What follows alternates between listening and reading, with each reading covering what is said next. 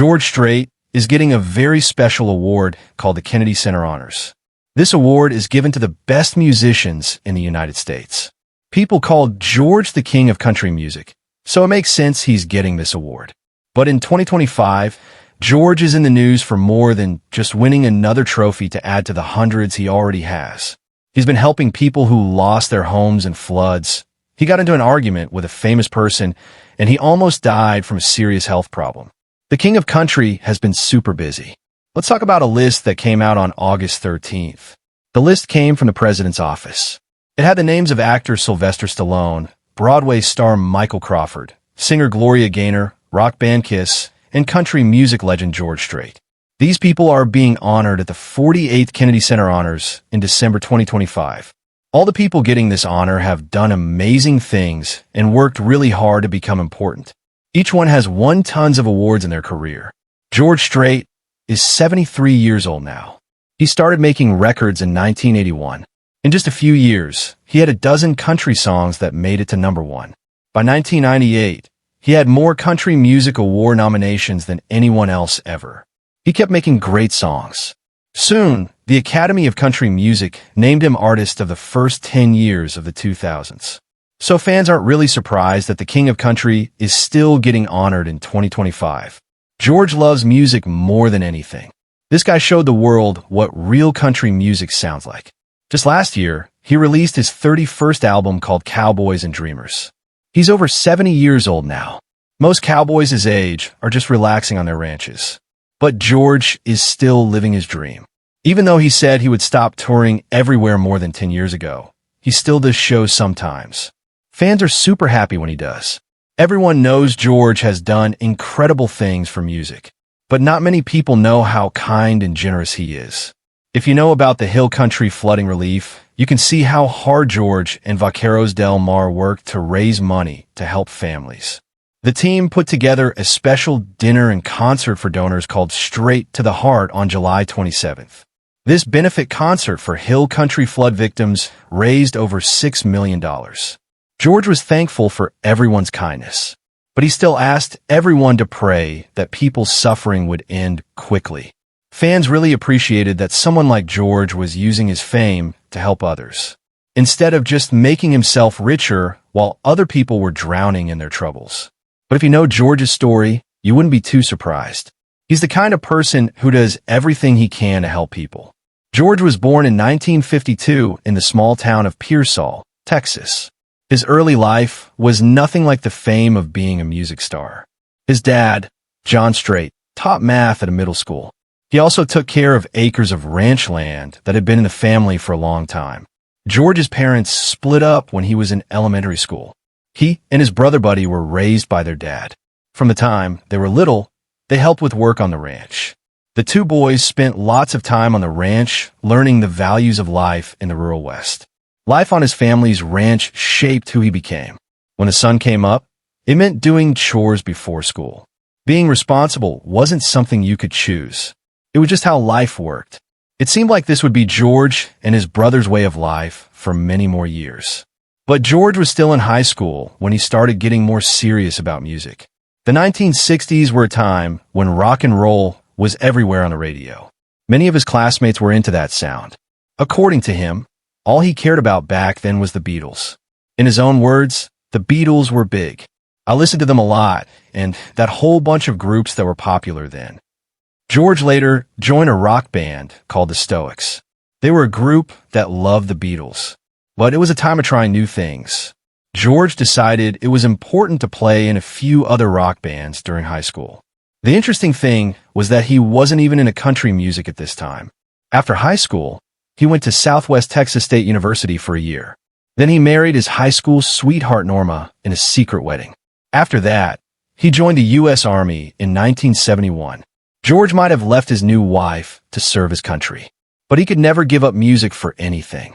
While he was in Hawaii, he started playing guitar and singing again. His taste in music had changed a little bit, but still included guitars. George now started liking songs about the open road, the honky-tonks, and the old dance halls of Texas. The people he liked were country greats like Merle Haggard, and especially Bob Wills, who was famous for Western swing music. For George, These men's voices showed the experience of working-class life. Their guitars sounded like the heart of the American West. Still in the military, George made a bold choice to join his first country music band. Luckily for him, there was one at the Army base called Ramblin' Country. This was where his talent really showed. George's voice was so perfectly Texan. When he sang country, it was a perfect match. Still, George decided he needed to get a degree in the second thing he knew how to do best, which was agriculture. However, it was at Southwest Texas State University where he was studying. That's when he saw a poster for a country band called Stony Ridge. He decided to join. Not long after joining, he became the lead singer. This wasn't really a surprise. One of the first things he did was change the band's name to the Ace in the Hole. They did really well at their first show. After that, they played regularly at clubs near the campus. Soon they were getting booked by bars in South and Central Texas, even as far away as Huntsville and Houston. The Ace in the Hole became popular in their area. They were even the opening act for big performers like the Texas Playboys. This recognition got them the chance to record some songs George wrote. The record company they worked with at the time was a small one in Houston called D Records. Sadly, the songs didn't become hits. George realized he couldn't focus completely on music, especially since he didn't know anyone in the music business. So he kept working on his family's ranch during the day to make extra money. Eventually, his friend of Woolsey, who also owned a bar where George's band played, convinced some people from Nashville to come to Texas. They came to hear George and his band perform. Woolsey had worked for a big record label before opening his bar. The people he invited liked George's music, but they said a Western swing sound wouldn't sell well. So they left without offering a deal. George himself made many trips to Nashville trying to get a record deal. He was turned down by every label.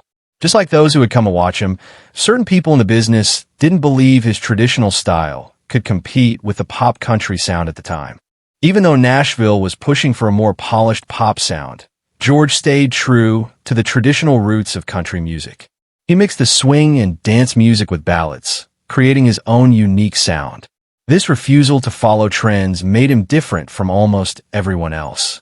The hard part was that everyone else was becoming successful, but his music wasn't getting recognized. At this point, George thought about quitting music. He had already been offered a job to design cattle pens. He was going to take it. In fact, he had told his band he was leaving, but his wife convinced him to give music one more year. It was within that 1 year that MCA, a major label, offered George a recording contract. However, the terms of the contract said they would start with just one song. If the song did well, then they would think about making an album, and they would offer him a longer contract. That one song was called Unwound. After George released this song, it became popular. It reached number 6 on the Hot Country Songs chart in Billboard magazine. This was where the story changed. The success of Unwound led MCA to offer him a longer contract. This marked the start of his career as a professional musician. His band, Ace in the Hole, continued with him as his backup band. From that moment, George and his band never looked back. Over the next 40 years, he would collect more number 1 singles than any other recording artist in history. He quietly beat even Elvis Presley. He became the living symbol of pure, unshakable country music. Yet through all the awards, sold-out stadiums, and endless radio hits, George remained a humble man. He never showed off his success. He never tried to get tabloid attention. While many stars around him fell into scandal, addiction, or broken marriages, George held tight to his family, his faith, and the stage. He chose instead to live as he always had, a private man who didn't say much, letting the music do the talking as it had always done. Unfortunately, tragedy doesn't pick and choose. George faced the most terrible pain in the middle of the 1980s. It happened on a June day that would forever change his life. His 13-year-old daughter Jennifer was killed in a car accident outside San Marcos, Texas. She was a passenger in a car driven by 18-year-old Gregory Wilson Allen from Staples, Texas. The accident was caused by going too fast and not handling the car properly. This made the vehicle flip over. Jennifer, who wasn't wearing a seatbelt, was partially thrown out. She died right away. George was heartbroken. Close friends said he changed overnight. The man who would light up a room with his laughter was gone. George went into a shell, even he didn't know he had. He kept to himself. For many years after this tragedy, George stopped talking to the media. He didn't give interviews. He chose not to discuss Jennifer's death for a year. In that loneliness, songs like Baby Blue were born. They carried hidden messages of sadness, quiet tributes to the daughter he could never bring back. After a whole year, George later explained the situation. He said, "I got even more private after I lost my daughter. That's when I really shut things down. I didn't feel like talking to anybody that wasn't really close to me. I had the attitude that nothing worse could probably happen. And so this is the way I'm going to do things." Fans were happy to have him back. George continued to release music. The songs kept making their way to the top 10. He was breaking records and setting new ones. As if that wasn't enough, he started acting in movies with pure country. He also sang many popular songs for the movie. Songs like I Cross My Heart, Heartland, Where the Sidewalk Ends, and The King of Broken Hearts. As the world entered the era of social media, you would expect that George would close up shop and be done. This wasn't the case. He was getting 2 CMA awards in 1 year. One for Album of the Year, the other for Single of the Year. Not to forget the Grammy Award for the album. At this point, the Academy of Country Music just had to honor him as the Artist of the Decade. You would think, okay, now this man has done it all. Perhaps he would retire now. Not George. He still had one more thing to do. In September 2012, he announced that his Cowboy Rides Away tour would be his last. The tour was happening at the same time as the release of his album Love Is Everything in May 2013. One of his singles on that album reached #1 on the Billboard chart. With that, George had now recorded 60 #1 hits. Some artists had never even gotten one. George had now beaten Conway Twitty's record of 40 #1 hits on Billboard's Hot Country Songs chart. The shocking thing was that George now held the record for the most #1 songs on all charts. By any artist in any music genre, not just in country music. This was amazing. To top off 2013, he also won the Country Music Association's Entertainer of the Year award. This was the 3rd time in his career. His concert that year also broke the record for the highest earnings at a single country concert. It brought in over $18 million. This was someone who was already talking about retirement. But getting older spares no one. George broke the news about his retirement in a way that shocked Nashville and the entire world of music. For the first time in his long career, George admitted that his time on stage is coming to an end.